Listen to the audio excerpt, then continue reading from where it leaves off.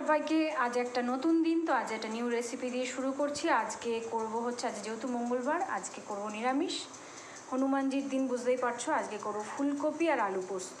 এই হচ্ছে ফুলকপিটাকে একটু ভাপিয়ে নিয়েছি কেটে, আর এখানে ছোট করে আলু কেটে নিয়েছি। এখানে কিন্তু কড়াইতে তেল গরম হচ্ছে, এখানে পোস্ত বেটে নিয়েছি। এবার রান্নাটা দেখতে থাকবো।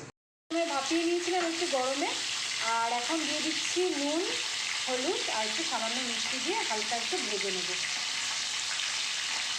এটাও তোমরা প্রত্যেকে জানো, এই রান্নাগুলো খুবই ইজি রান্না, আমরা সবসময় ঘরে করে থাকি। সামান্য একটু হলুদ দিয়ে দিলাম।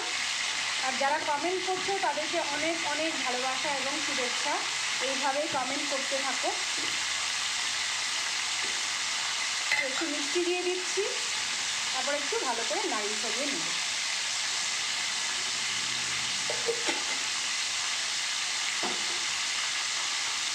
আজকে যেহেতু মঙ্গলবার, সেজন্য নিরামিষে আজকে আমাদের হবে মুগের ডাল আর হবে ফুলকপি আলু পোস্ত।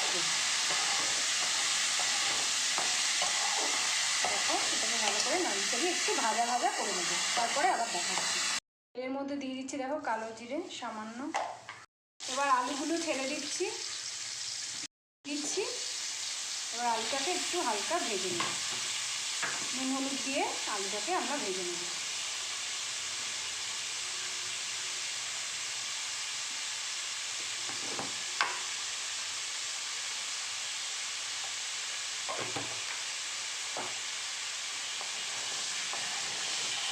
চলো, আবার একটু ভাজা হওয়ার পর তোমাদেরকে আবার ভাজা ভাজা হয়ে গেছে। এবার আমি ছেড়ে দিচ্ছি কপিটা। এটা আগে থেকে কপিটা ভেজে রেখেছিলাম, সেটা অ্যাড করে দিলাম। ভালো করে নাড়াচাড়া করে নেব। আর পোস্তটাকে বেটে রেখেছিলাম কাঁচা লঙ্কা দিয়ে। এবার পোস্তটা আমি এর মধ্যে দিয়ে দিচ্ছি।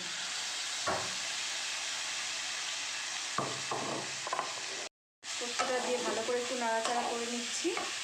বাটিটাতে সামান্য জল দিয়ে নেব।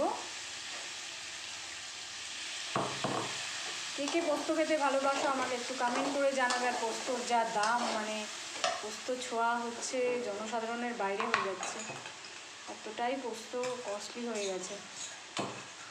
ওটাও পোস্ত খেতে আমি খুবই ভালোবাসি। তো মোটামুটি নিরামিষের দিনে আমাদের পোস্তই হয় বেশি। আলু পোস্ত, আলু ফুলকপি, ঝিঙে পোস্ত, এরকম পোস্তগুলো খুব ভালো লাগে খেতে। কম সময়ের মধ্যে রান্নাও হয়ে যায় আর খুব ঝটপট করে রান্না হয়।